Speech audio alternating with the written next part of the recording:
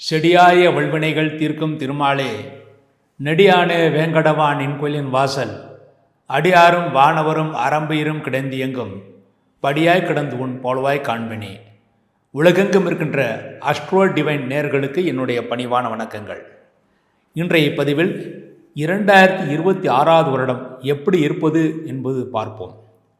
வருகின்ற மார்கழி மாதம் 16ஆம் தேதி, அதாவது விசுவாச வருஷம் மார்கழி மாதம் 16ஆம் தேதி 1/1/2026 புதன்கிழமை, துவாதசி திதி, கிருத்திகை நட்சத்திரம், அமிர்த யோகத்தில் இந்த வருடம் பிறக்கிறது.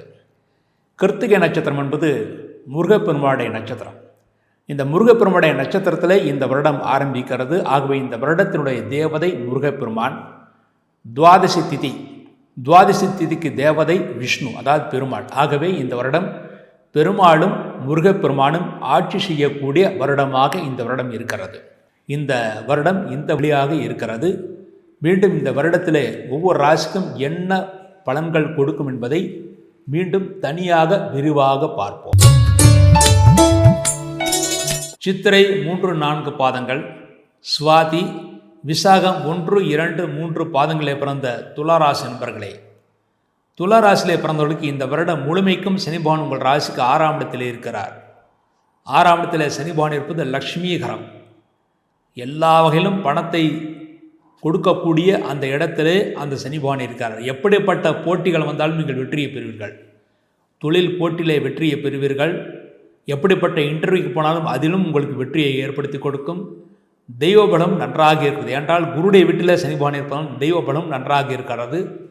பல விதத்திலும் நல்ல யோகத்தை அடைவீர்கள். உங்கள் ராசிக்கு 8ஆம் இடத்தை சனிபகவான் பார்வையிடுவதனால் உங்கள் ஆரோக்கியத்தில் இருந்த குறைபாடுகளுக்கு நல்ல மருத்துவம் கிடைக்கும். அதன் மூலமாக சந்தோஷத்தை அடைவீர்கள். உங்கள் ராசிக்கு சைன சுகமான 12ஆம் இடத்தை சனிபகவான் பார்வையிடுகிறார். ஆகவே இந்த வருடம் தொழில் அலைச்சல் காரணமாக சரியான நேரத்தில் தூக்கம் வராது. ஆனால் சரியான நேரத்தில் தூங்குவதுதான் ஆரோக்கியத்திற்கு நல்லது. உங்கள் ராசிக்கு 3ஆம் இடத்தில் சனிபகவான் பார்வையிடுகிறார். ஆகவே சில நேரம் தைரியமாக இருப்பீர்கள், சில நேரம் தைரியம் குறைந்தும் இருப்பீர்கள். ஆனால் தைரியமாக செயல்படுங்கள், அப்பொழுதுதான் உங்களுக்கு நல்லது. இந்த வருடம் உங்கள் ராசிக்கு குருடைய பார்வை இருக்கிறது. இந்த வருட ஆரம்பத்திலேயே மே மாதம் வரை உங்கள் ராசிக்கு குருடைய பார்வை இருக்கிறது. ஆகவே ஜனவரி முதல் மே மாதத்திற்குள் திருமணமாகாத ஆண்களுக்கும் பெண்களுக்கும் கண்டிப்பாக திருமணம் கைகூடும். ஒருவேளை அப்பொழுது நடக்கவில்லை என்றால் மறுபடியும் அக்டோபர் கழித்து நவம்பர் டிசம்பர் மாதங்களில் மறுபடியும் குருபலம் வருகிறது. ஆக இந்த துளாராசிலே பிறந்தவர்களுக்கு இந்த வருடத்தில் 2 முறை குருபலம் வருகிறது.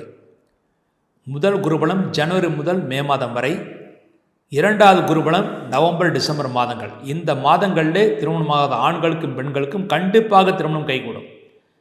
எப்படிப்பட்ட போட்டிகள் இருந்தாலும் அதிலெல்லாம் நீங்கள் வெற்றியை பெறுவீர்கள். இந்த வருடம் குழந்தை பாக்கியம் இல்லாதவர்களுக்கு குழந்தை பாக்கியம் கிடைக்கும்.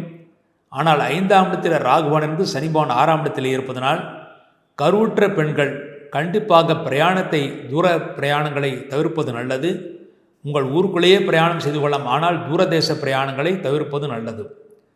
மேலும் உங்கள் ராசிக்கு 5ஆம் இடத்தை குருடைய பார்வை இருப்பதனால் சிறு பிரச்சனையின் பேரிலே பூர்வ புண்ணிய சொத்துக்கள் கிடைக்கும். ஆக பயப்படுவதற்கு ஒன்றுமில்லை. இந்த வருடம் சொந்த தொழில் செய்பவர்களுக்கு நல்ல லாபத்தை ஏற்படுத்தி கொடுக்கும். தொழில்துறை நல்ல முன்னேற்றங்களும் ஏற்படுத்தி கொடுக்கும். புதிய முயற்சிகள் அனைத்தும் செய்யலாம். உத்தியோகஸ்தர்களுக்கு இந்த வருடம் ஜூன் மாதத்திற்கு பிறகு இடமாற்றங்கள் ஏற்படும். அந்த மாற்றங்கள் நல்ல மாற்றங்களாக இருக்கும். அதன் பிறகு ஜூன் மாதத்திற்கு பிறகு, அதாவது ஜூன் மாதம் 1ஆம் தேதிக்கு பிறகு உங்களுக்கு இடமாற்றம் மட்டுமல்ல, தொழில்துறையில் வேலைப்பளும் அதிகமாக இருக்கும். சலிக்காமல் செய்யுங்கள். இருந்தாலும் அதற்குரிய வருமானம் உங்களுக்கு நிச்சயமாக கிடைக்கும். மேலும் உத்தியோகஸ்தர்களுக்கு இந்த வருட ஆரம்பத்திலும், அதாவது மே மாதம் வரையும் நன்றாக இருக்கிறது. அதன் பிறகு நவம்பர் டிசம்பர் மாதங்கள் நன்றாக இருக்கிறது. இந்த 7 மாதங்களில் கண்டிப்பாக உத்தியோக உயர்வும், அதாவது சம்பள உயர்வும் உங்களுக்கு காத்திருக்கிறது. மாணவர்கள் நல்ல மதிப்பெண்களை பெறுவார்கள், நல்ல கல்லூரிகளில் இடம் கிடைக்க பெறுவார்கள். விவசாயிகள் நல்ல மகசூல் கிடைக்க பெறுவார்கள். எதை பயிரிட்டாலும் உங்களுக்கு லாபம்தான். அதாவது நீங்கள் சாதாரணமாக இதை பயிரிட்டால் என்ன ஆகுமோ என்று பயப்பட்டு நீங்கள் பயிரிடுவீர்கள். ஆனால் விளைச்சல் அமோகமாக இருக்கும். அதன் மூலமாக நல்ல வருமானம் கிடைக்கும். அதை வைத்து கொண்டு புதிதாக அருகில் இருக்கின்ற இடங்களை வாங்கக்கூடிய சூழ்நிலைகளும் உருவாகலாம். மேலும் இருக்கின்ற பணத்தை வைத்துக்கொண்டு வீடு மனை வாங்குவதற்கு அல்லது கட்டுவதற்கும் நீங்கள் முயற்சிகள் செய்யலாம். இந்த வருடம் அரசியல்வாதிகளுக்கு அமோகமான முன்னேற்றம் இருக்கிறது. பதவிகள் உங்களை தேடி வரும், கவலைப்படுவதற்கு ஒன்றுமில்லை. வயதானவர்களுக்கு நல்ல தரிசனம் கிடைக்க பெறுவீர்கள். க்ஷேத்ராடங்களுக்கு எந்த க்ஷேத்ராடங்களுக்கும் சென்று வரலாம். நல்ல தரிசனம் கிடைப்பவர்கள், சந்தோஷத்தை அடைவீர்கள்.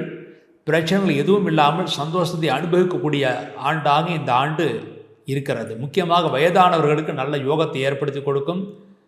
இந்த வருடம் இதுவரை உங்கள் மீது பகை பாராட்டிய உங்களுடைய குழந்தைகள் கூட இந்த வருடம் உங்கள் மீது அன்பாக இருப்பார்கள். அதன் மூலமாக சந்தோஷத்தை அடைவீர்கள். இந்த வருடம் நீங்கள் செய்ய வேண்டிய பரிகாரமாக சித்திரை 3-4 பாதங்களிலே பிறந்தவர்கள் ஒரு முறை ஸ்ரீரங்கம் சென்று சக்கரத்தாழ்வாரையும் பெருமாளையும் தாயாரையும் வணங்கிவிட்டு வருவது மிகவும் சிறப்பானது. சுவாதி நட்சத்திரத்திலே பிறந்தவர்கள் லட்சுமி நரசிம்மரை வணங்குவது மிகவும் சிறப்பானது. முக்கியமாக சுவாதி நட்சத்திரம் அன்று ஷோலிங்கர் சென்று அரக்கோணம் அருகிலே, அரக்கோணத்திலிருந்து 30 கிலோமீட்டர் தள்ளி இருப்பது ஷோலிங்கர் என்ற ஊர். ஷோலிங்கரில் லட்சுமி நரசிம்மர், யோக நரசிம்மருடைய கோயில். அங்கே 2 மலைகள், ஒன்று பெருமாள் மலை, இன்னொன்று ஆஞ்சநேயர் மலை. 2 மலையும் தரிசித்து வந்தால் இந்த வருடம் முழுமைக்கும் சுவாதியில் பிறந்த நன்மைகளை அடைவார்கள் என்பது உறுதி. அடுத்து விசாகம் 1, 2, 3 பாதங்களில் பிறந்தவர்கள் வயலூர் முருகனையும் திருச்செந்தூர் முருகனையும் வணங்கிவிட்டு வருவது மிகவும் சிறப்பானது. அடுத்து நீங்கள் இருக்கின்ற ஊரிலேயே நீங்கள் செய்ய வேண்டிய பரிகாரமாக உங்கள் ராசிக்கு 5ஆம் இடத்தில் ராகுவான் இருப்பது குழந்தைகள் சிறிது அடம் பிடிப்பார்கள், சிறிது முன்கோபத்துடன் காணப்படுவார்கள். அதற்கெல்லாம் பரிகாரமாக பிரதி ஞாயிற்றுக்கிழமை ராகு காலத்திலே துர்க்கை அம்மனுக்கு நல்லெண்ணெய் தீபம் வைத்து விட்டு வர வேண்டும். இந்த ஒரு தீப வழிபாட்டின் மூலமாகவே இந்த வருடம் முழுமைக்கும் துளாராசியிடம் நன்மைகளை அடைந்து சந்தோஷத்தை அடைவார்கள் என்பது உறுதி. சித்திரை 3-4 பாதங்களிலே பிறந்தவர்கள் ஒரு முறை ஸ்ரீரங்கம் சென்று சக்கரத்தாழ்வாரையும் பெருமாளையும் தாயாரையும் வணங்கிவிட்டு வருவது மிகவும் சிறப்பானது. சுவாதி நட்சத்திரத்திலே பிறந்தவர்கள் லட்சுமி நரசிம்மரை வணங்குவது மிகவும் சிறப்பானது. முக்கியமாக சுவாதி நட்சத்திரம் அன்று ஷோலிங்கர் சென்று அரக்கோணம் அருகிலே, அரக்கோணத்திலிருந்து 30 கிலோமீட்டர் தள்ளி இருப்பது ஷோலிங்கர் என்ற ஊர். ஷோலிங்கரில் லட்சுமி நரசிம்மர், யோக நரசிம்மருடைய கோயில்.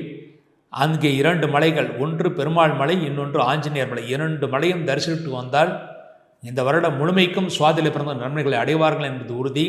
அடுத்து விசாகம் 1, 2, 3 பாதங்களில் பிறந்தவர்கள் வயலூர் முருகனையும் திருச்செந்தூர் முருகனையும் வணங்கிவிட்டு வருவது மிகவும் சிறப்பானது. அடுத்து நீங்கள் இருக்கின்ற ஊரிலேயே நீங்கள் செய்ய வேண்டிய பரிகாரமாக உங்கள் ராசிக்கு 5ஆம் இடத்தில் ராகுவான் இருப்பது குழந்தைகள் சிறிது அடம் பிடிப்பார்கள், சிறிது முன்கோபத்துடன் காணப்படுவார்கள்.